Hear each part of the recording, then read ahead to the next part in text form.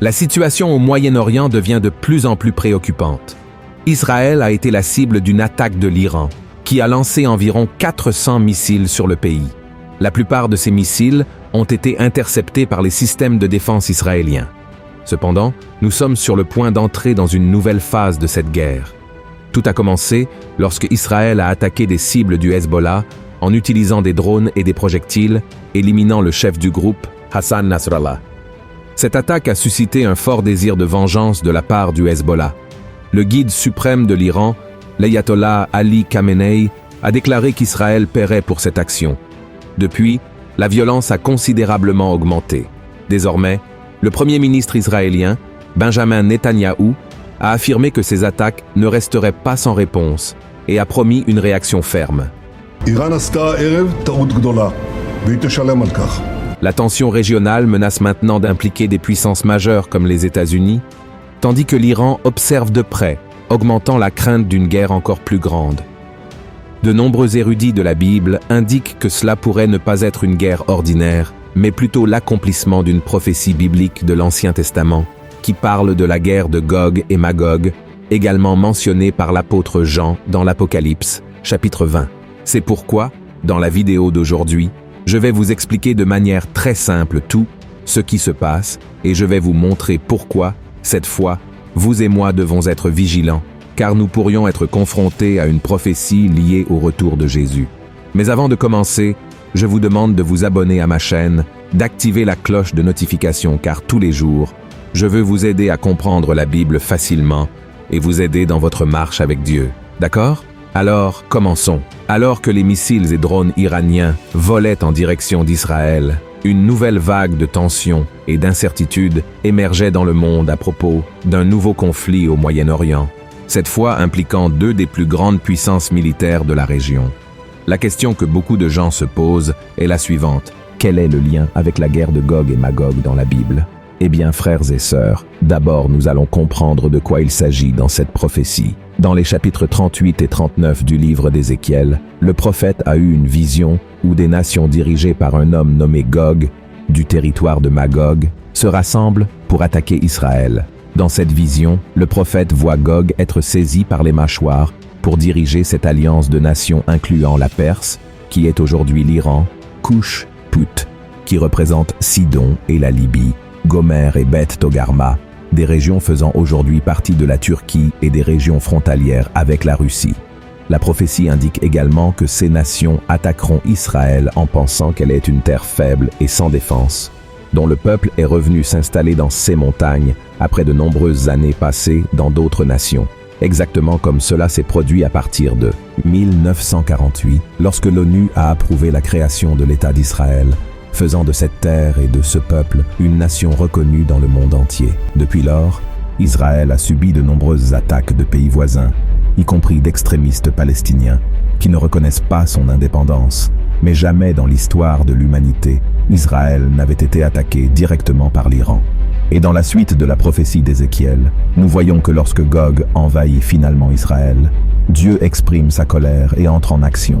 Il déverse sa fureur sur cette terre, provoquant des tremblements de terre, la panique parmi les armées ennemies, des maladies, une pluie de soufre et un jugement par l'épée, montrant qu'il est le Seigneur de la nation d'Israël. Et la prophétie ne s'arrête pas là. Dieu utilise le prophète Ézéchiel pour décrire comment sera la terrible fin de Gog et de ses alliés. La défaite sera si grande que même les oiseaux et les animaux sauvages seront appelés à dévorer les cadavres et les armes laissées par les armées vaincues seront utilisées par Israël pendant 7 ans. De plus, tous les corps des ennemis morts seront enterrés en Israël, dans une fosse appelée la vallée des voyageurs, à l'est de la mer Morte, pour purifier la terre. Et tout cela prendra 7 mois pour être achevé. Enfin, le Seigneur effectuera une restauration spirituelle en Israël et tous sauront qu'il est leur Dieu. Et pourtant, le doute peut persister. Quel lien une prophétie vieille de 2600 ans a-t-elle avec le monde d'aujourd'hui ? Frères et sœurs, comme je l'ai dit au début, c'est la première fois que l'Iran, l'ancienne Perse, lance une attaque directe contre Israël. Et cela est si significatif que, si Israël riposte vraiment aux attaques qu'il a subies, il est très probable que les pays alliés de l'Iran, comme la Russie, entrent dans cette guerre. Et c'est là que réside le danger, car selon certains pasteurs érudits, ils affirment que Magog serait la Russie, et qu'elle serait celle qui mènerait cette attaque contre Israël.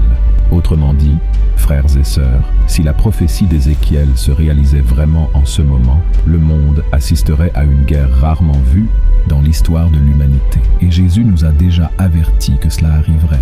Dans Matthieu chapitre 24, il a dit ce qui suit à ses disciples lorsqu'on lui a demandé les événements qui marqueraient son retour et la fin des temps. Vous entendrez parler de guerre et de bruit de guerre. Gardez-vous d'être troublés, car il faut que ces choses arrivent.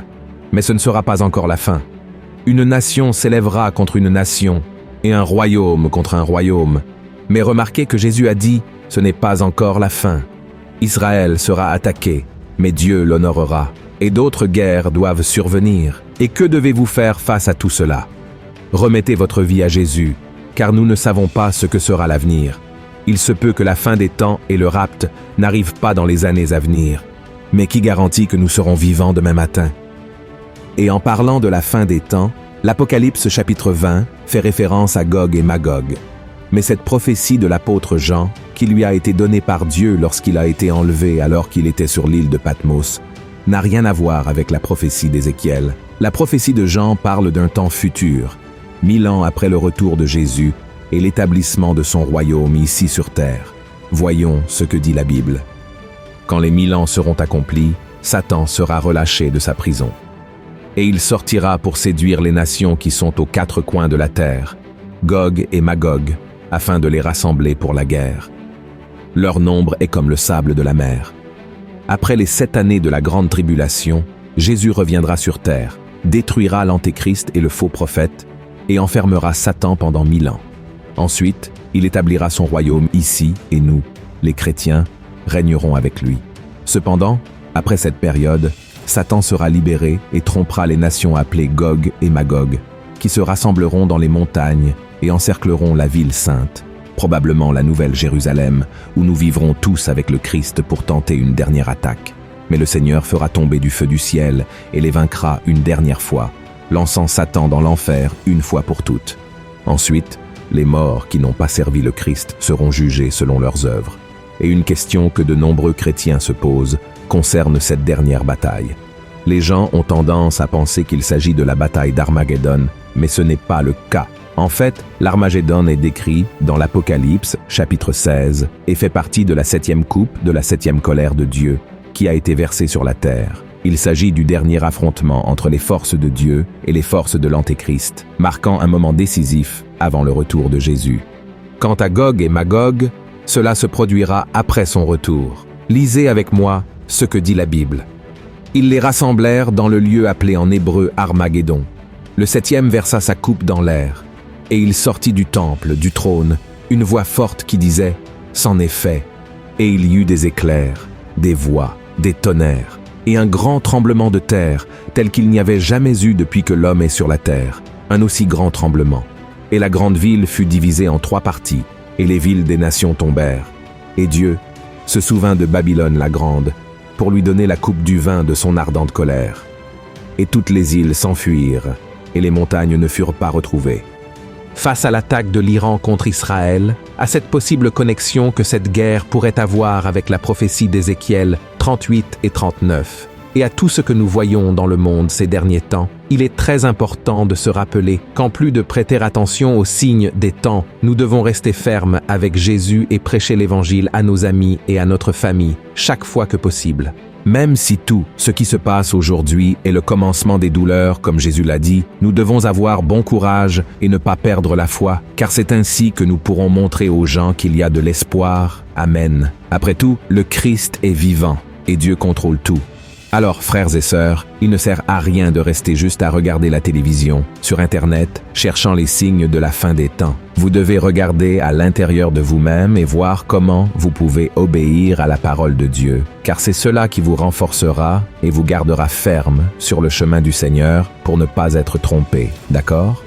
Pendant que nous remarquons des rumeurs de guerre et des signes possibles des temps, La chose la plus importante est comment nous vivons notre quotidien avec Dieu et comment nous aidons les autres à recevoir le salut éternel.